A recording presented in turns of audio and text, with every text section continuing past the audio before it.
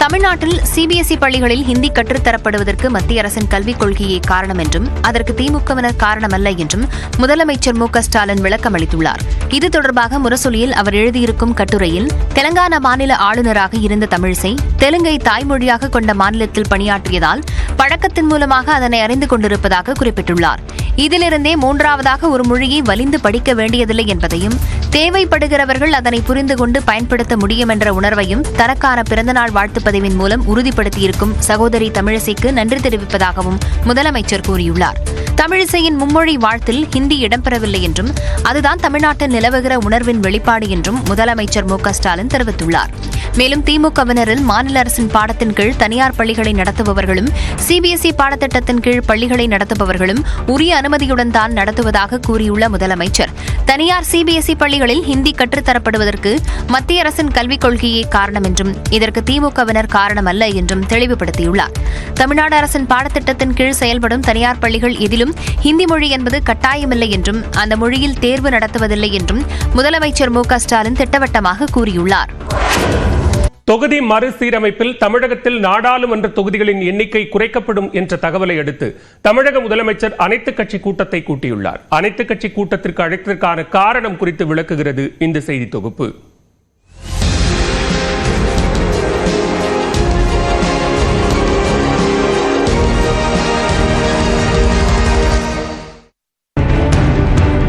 மத்திய அரசு சமீபத்திய மக்கள் தொகை கணக்கெடுப்பின்படி நாடாளுமன்ற தொகுதிகளை மறுசீரமைப்பு செய்ய உள்ளதாக தகவல் வெளியாகியுள்ளது. அது மக்கள் தொகையை சிறப்பாக கட்டுப்படுத்திய தமிழ்நாடு, கேரளா உள்ளிட்ட தென் மாநிலங்களை வெகுவாக பாதிக்கும் என்றும் தமிழ்நாட்டிற்கு 8 தொகுதிகள் குறையும் என்றும் கருதப்படுகிறது. அதனால் தமிழ்நாட்டில் உள்ள அனைத்து அரசியல் கட்சிகளும் ஒன்றிணைந்து இந்த உரிமை பறிப்பு நடவடிக்கைக்கு எதிராக குரல் தர வேண்டுமென அழைப்பு விடுத்து நாளை அதற்கான கூட்டத்திற்கு ஏற்பாடு செய்துள்ளார் முதலமைச்சர் மு.க.ஸ்டாலின்.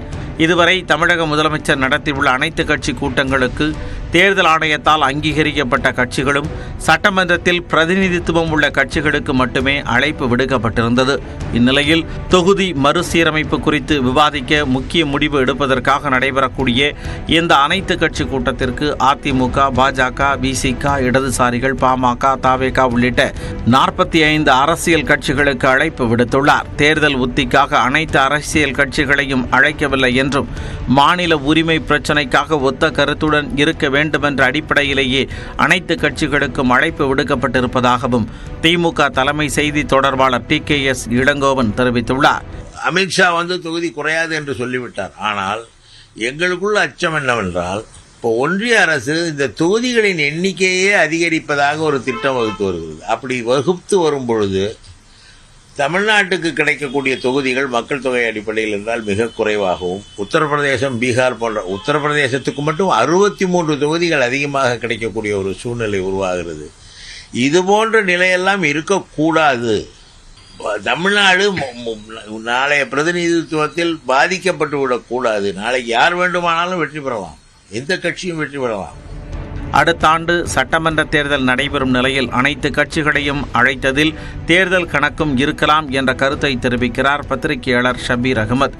இப்போ எதிர்கட்சிகள்லாம் ஒரு அஜெண்டாவை செட் பண்றதுக்கு முன்னாடி நாம ஒரு அஜெண்டாவை எதிர்கட்சிகளுக்கு செட் பண்றோம்னா, ஒட்டுமொத்த எதிர்கட்சிகளுக்கு செட் பண்றோம்னா, 2026 தேர்தல் என்பது பிஜேபிக்கு எதிரான ஒரு அந்த மனநிலையோடு தான் நாம களமாடுகிறோம்.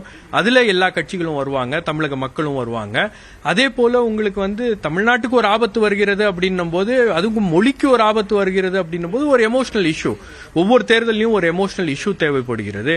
அப்போ இந்த எமோஷனல் இஷ்யூவை இந்த தேர்தல் சமயத்தில் அதை கொண்டு வந்து நிறுத்தும் போது யாராலையும் எதுவும் சொல்ல முடியாது. நாளை நடைபெறும் அனைத்து கட்சி கூட்டத்தில் பாஜக மற்றும் தமிழ் மாநில காங்கிரஸ் உள்ளிட்ட சில கட்சிகள் கலந்து கொள்ளவில்லை. ஆனால் அதிமுக உள்ளிட்ட பல முக்கிய கட்சிகள் கலந்து கொண்டு தொகுதி மறுசீரமைப்புக்கு எதிராக முடிவெடுக்க இருப்பது முதல்வரின் முக்கியமான அரசியல் நகர்வாகவே பார்க்கப்படுவதாக அரசியல் விமர்சகர்கள் கருதுகிறார்கள். நியூஸ் 18 தமிழ்நாடு தொலைக்காட்சி செய்திகளுக்காக செய்தியாளர் கோகுல்.